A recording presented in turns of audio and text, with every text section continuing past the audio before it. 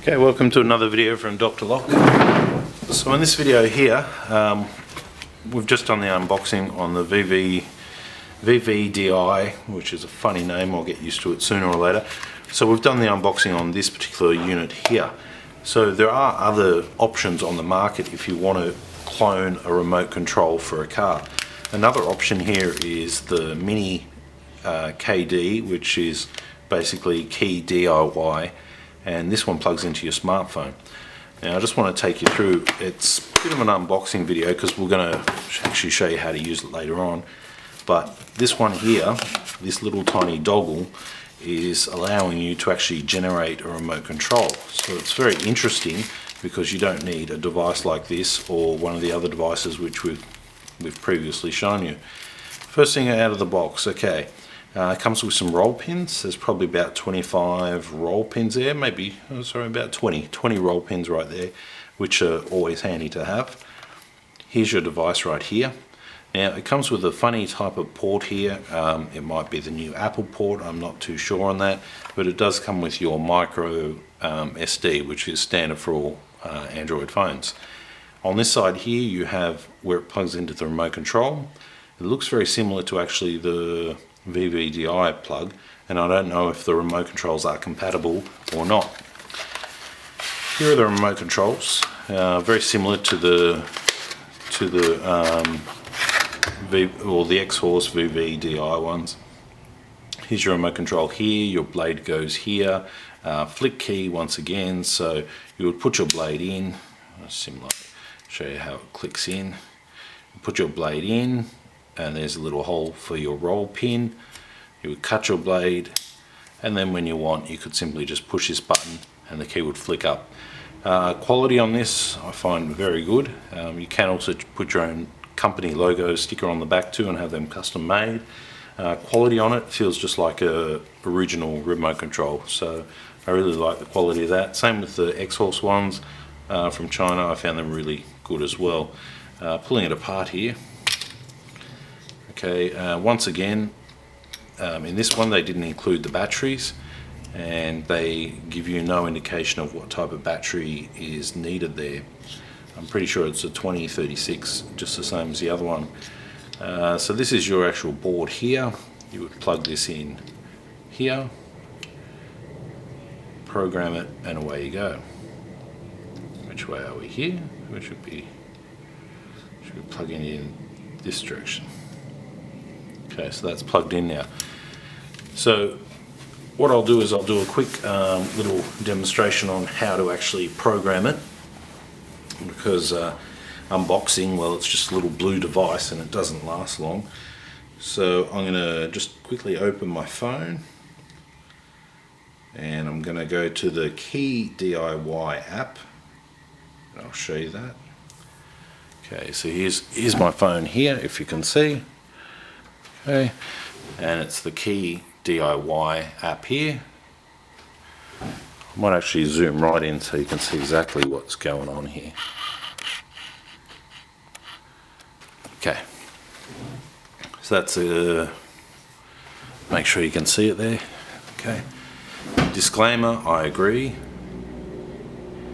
Okay, notice there's an update, that's good. So updates and things like that are very good on this particular platform. Each time you open it up will update it. I found that really good.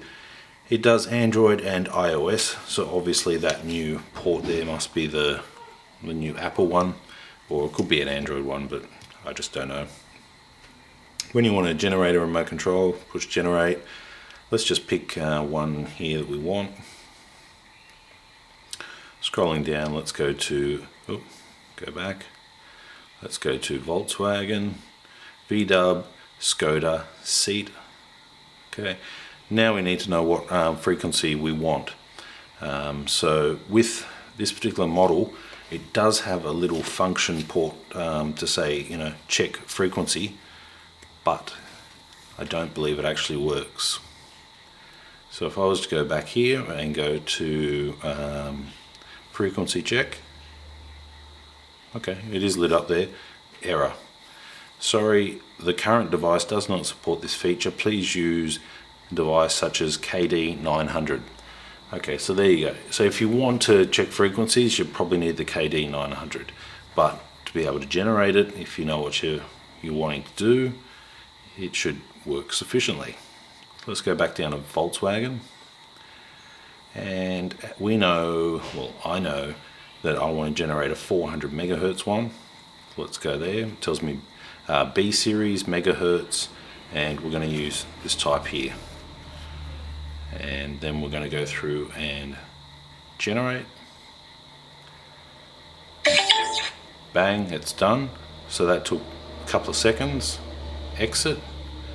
And now this remote control should be on that frequency, ready to go. Then we simply cut our key, add a battery, program in the transponder chip. There's a little slot just in there for the transponder chip. So we'll put a transponder chip in there that corresponds with the car, program that in, put our remote back together, put a battery in it, and program in the remote control as well. So the actual working of the board and all the rest is quite easy to use. Takes the battery up here, that's quite easy to use too.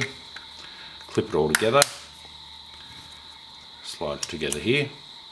I don't want to slide it together because then I'll never get it apart.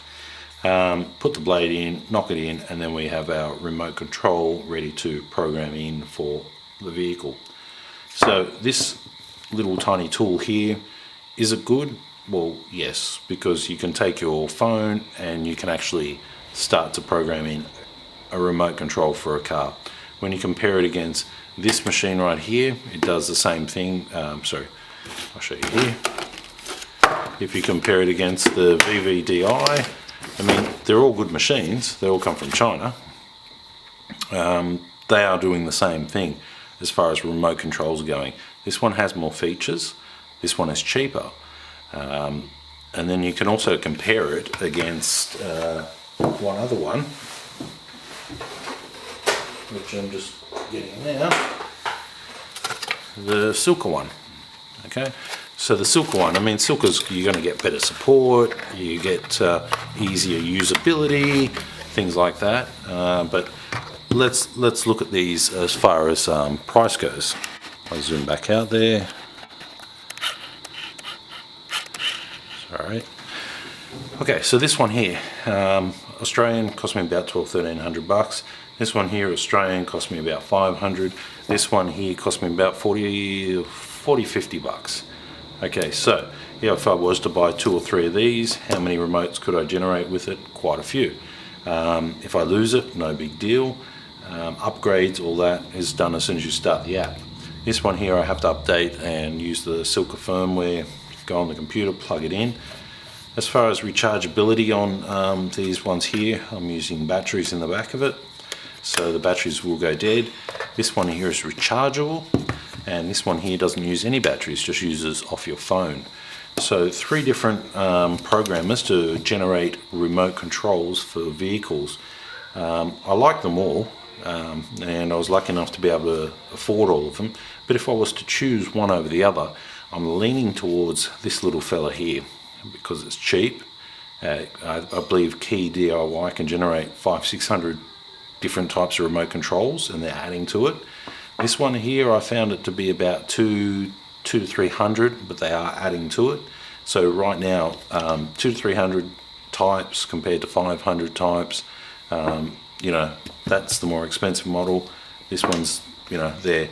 I don't have the specs on this one on how many remotes it generates, but I would be saying it would be comparative to these because these two were in competition. This one here can't check frequency. This one here can't do your cloning of your chip or chip generation, as where this one can. So that is a big, huge difference. This one does have a lot more features, remote garages and things like that. So there is a big difference. This one here is purely just for automotive.